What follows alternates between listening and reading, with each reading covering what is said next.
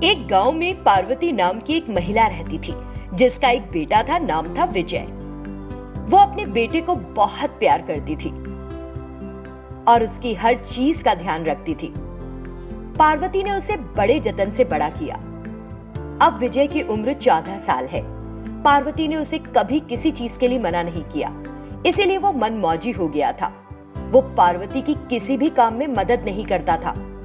जब भी विजय उससे पैसे मांगता तो वो चुपचाप दे देती थी, लेकिन उसके ऐसे करने से विजय में मेहनत करने का जज्बा नहीं रहा। उसने स्कूल जाना भी बंद कर दिया। एक दिन, सुनो विजय, तुम ठीक से स्कूल नहीं जाते हो क्या? ऐसा लगता है कि स्कूल के समय बाहर घूमते रहते हो। नहीं मम्मी, मैं ठीक से स्कूल जा रहा हूँ। हो सकता है किसी ने तुमसे झूठ बोला हो, उसने कहा और तुरंत चला गया। कुछ साल बीत गए। विजय अब बड़ा हो गया था। पार्वती की सेहत दिन पर दिन खराब होती जा रही थी। एक दिन, माँ, मुझे कुछ पैसों की जरूरत है, मुझे बाहर जाना है। विजय, अब तुम बच्चे नहीं रहे, तुम अब बड़े हो गए हो। अब तुम्हें खुद कमाना चाहिए पैसा। इस तरह अपने दोस्तों के साथ कब तक मस्ताते रहोगे? मेरी समझ में नहीं आता। बेटा, मैं काम के लिए अब बाहर नहीं जा पाती हूँ, वो कह रही थी। इस बीच, पैसा है या नहीं ये बोलो, ये सब बकवास मत करो मुझसे। उसने अपनी माँ की बात पर कोई ध्यान नहीं दिया और वहां से गुस्से में निकल गया। ऐसा लग रहा है कि वो दिनों दिन स्वार्थी होता जा रहा है। न जाने उसे कब एहसास होगा और कब वो सही रास्ते पर आएगा। वो उदास महसूस कर रही थी। कई दिन बीत चुके हैं। पार्वती की जरा भी परवाह किए बगैर विजय अपने मन मुताबिक जब चाहे आता है, जब चाहे चला जाता है। जब भी वो घर आता, पार्वती के बचाए हुए पैसे निकालकर ले जाता था। एक दिन पार्वती को पता चल गया और उसने विजय से पूछा, विजय, तुम ऐसा क्यों कर रहे हो? तुम बचाए हुए सारे पैसे क्यों ले जा रहे हो? ये ठीक बात नहीं है। अगर अब तुम काम करना शुरू करो तो हमारे खर्चे ठीक से चलेंगे। अब मैं तुम्हें आत्मनिर्भर देखना चाहती हूँ। मुझसे अब उतना काम नहीं हो पाता है। मुझे इस तरह रहना पसंद है, मैं काम नहीं कर सकता। अगर तुम इस तरह से बोलोगे तो कैसे चलेगा? जिंदगी जीने के लिए सभी को आत्मनिर्भर होना पड़ता है। मैं ये सब नहीं जानना चाहता हूँ, मुझे अभी जाना है। वो गुस्से में चला गया। पार्वती अकेली बैठी दुखी महसूस कर रही थी। हे भगवान, ये लड़का कब बदलेगा? मैंने सोचा था कि वो बात को समझेगा और नौकरी तलाश करेगा। उसे दुख हुआ। कुछ दिन बीत गए। पार्वती एकदम बिस्तर की होकर रह गई। विजय को इस बात की भी परवाह नहीं थी कि पार्वती ने कुछ खाया या नहीं। पार्वती को बहुत दुख होता था। एक दिन वो बिस्तर पर पड़ी थी। माँ, मुझे कुछ पैसे चाहिए, है तो दे दो। मैं बीमार हूँ और नौकरी पर भी नहीं जा पा रही हूँ। घर में बचत के सारे पैसे तुमने अपने मजे में खर्च कर डाले हैं। छी, इस घर में पैदा होना ही मेरी बदकिस्मती है। अगर मैं अमीर घर में पैदा हुआ होता तो मुझे ये सारी बातें नहीं सुननी पड़ती। उसकी बात सुनकर, नहीं विजय, ऐसी बातें मत करो। ये पैसे ले लो जो मैंने अस्पताल के खर्च के लिए बचाए थे। उसने वो पैसा उसके हाथ से झटक लिया और वहां से चला गया। 2 दिन से मैंने कुछ नहीं खाया है, लेकिन देखभाल तो छोड़ो, वो मुझसे ठीक से बात तक नहीं कर रहा है। वो रो पड़ी। कुछ दिन बीत गए। एक दिन विजय ने पैसे के लिए पार्वती से लड़ाई शुरू कर दी। हालांकि उसने कहा कि उसके पास पैसे नहीं है, लेकिन उसने बात नहीं मानी। उसने उसे घर से बाहर धकेल दिया। वो रोती हुई वहां से चली गई। उस दिन से वो मंदिर के बाहर भीख मांगने लगी। कुछ दिनों के बाद विजय ने उस घर को बेचने की सोची।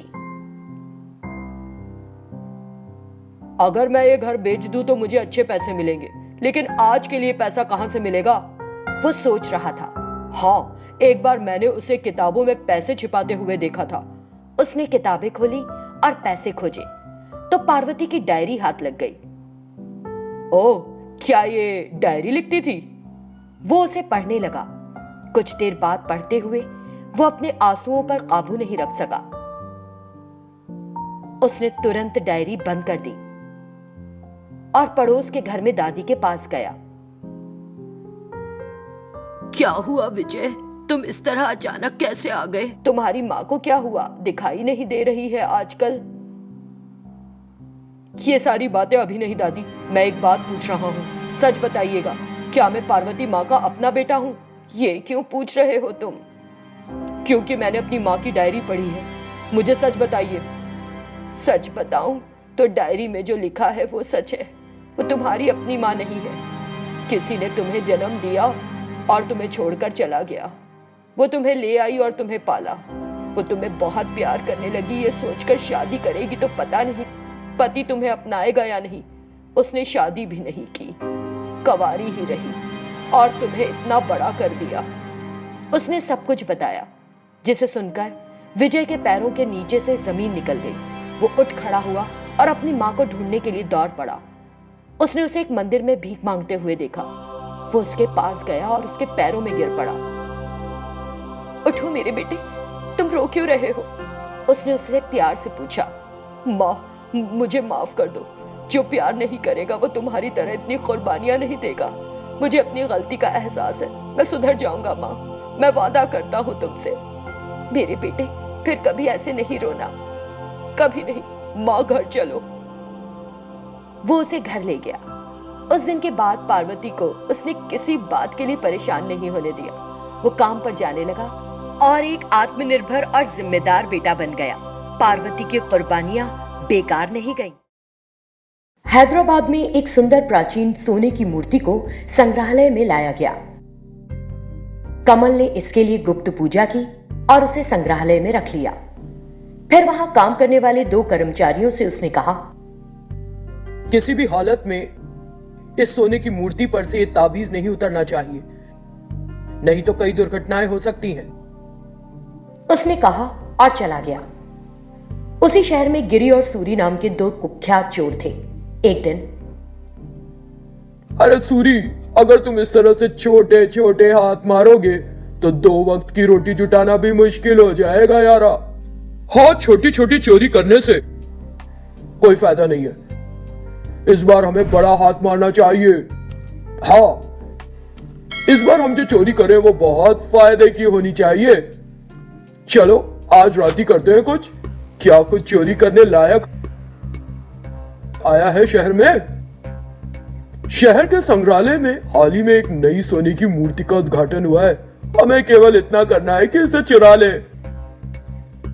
उस रात जब पूरा शहर शांति से सो रहा था, वो दोनों वहां रात के अंधेरे में पहुंचे और पीछे के रास्ते से संग्रहालय में कूद पड़े। जब वे अंदर गए तो वहां उन्हें कई बेशकीमती चीजें दिखाई दी। तभी वो सोने की चमकती मूर्ति भी दिख गई। गिरी ने देखा, वाह, आज हमारी किस्मत अच्छी है। हम ये चोरी करके माला माल हो जाएंगे। वे सोने की उस प्रतिमा के पास गए। उन्होंने म्यूजियम वालों की तरफ से बंधा उस मूर्ति पर ताबीज देखा। ये देखो, ये ताबीज किस लिए है? इसे मूर्ति पर क्यों बांध रखा है भाई? ये एक नई सोने की मूर्ति है ना, इसे किसी की बुरी नजर न लगे इसलिए बांधना होगा। चलो चलो जल्दी करो, किसी के आने से पहले इसे ले चले। उन्होंने उसे उठाया और जाने लगे। जब म्यूजियम के कर्मचारी सुबह में काम करने आए तो जो सोने की मूर्ति वहां होनी चाहिए थी वो नहीं मिली। तुरंत उन्होंने कमल को फोन किया और उसे बताया। थोड़ी देर बाद जब कमल म्यूजियम पहुंचा, ओह, ये कैसे हो गया? ये मूर्ति कैसे गायब हो गई? हमने इसे पाने के लिए बहुत पैसा खर्च किया था। एक बार रात का सीसीटीवी फुटेज देखो। उन्होंने सीसीटीवी पर जांच की और देखा कि 2 लोग सोने की मूर्ति चुरा रहे हैं। वे जहां भी हो उन्हें जल्दी से पकड़ लिया जाना चाहिए, नहीं तो ये सोने की मूर्ति उनका जो हाल करेगी उसे सोचकर ही दहशत महसूस हो रही है। उसने तुरंत पुलिस को फोन किया और उन्हें बताया कि क्या हुआ। इस बीच गिरी और सूरी सोने की मूर्ति देखकर, अब हमें सोने की मूर्ति का क्या करना होगा? अगर हम इसे एक बार में बेचना चाहेंगे तो पता चल जाएगा कि चोरी की गई है। चलो इसके टुकड़े कर लेते हैं। गिरी ने तेज चाकू लिया और उसका हाथ काटा। इससे उस हाथ का ताबीज एक तरफ गिर गया और हाथ से खून बहने लगा।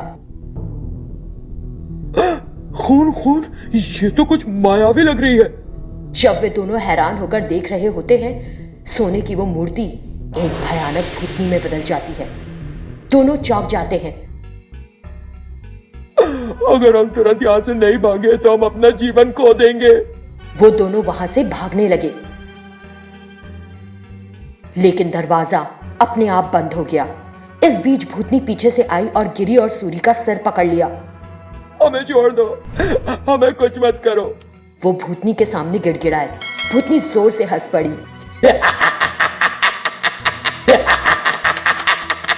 क्या तुमको लगा कि मैं एक साधारण इंसान हूँ कि तुम्हारी प्रार्थना करने पर मैं तुम्हें छोड़ दूंगी? भूतनी ने दोनों के सिर काट दिए और उन्हें दोनों हाथों में पकड़कर वहां से गायब हो गई। कुछ समय बाद कमल वहां पहुंचा। जब उसने वो हालत देखी तो डर गया और वहां से भाग गया। इस बीच पुलिस भी आ गई तो उसे पहले ही कटे पड़े थे। मिस्टर कमल, हम तुम्हें गिरफ्तार कर रहे हैं, स्टेशन आओ। लेकिन मैंने क्या किया? मुझे क्यों गिरफ्तार किया जाएगा? इनके सिर काटने के लिए मेरा इन हत्याओं से कोई लेना देना नहीं है सर। पहले आप पुलिस स्टेशन आइए। कमल को पुलिस ने गिरफ्तार कर जेल में बंद कर दिया।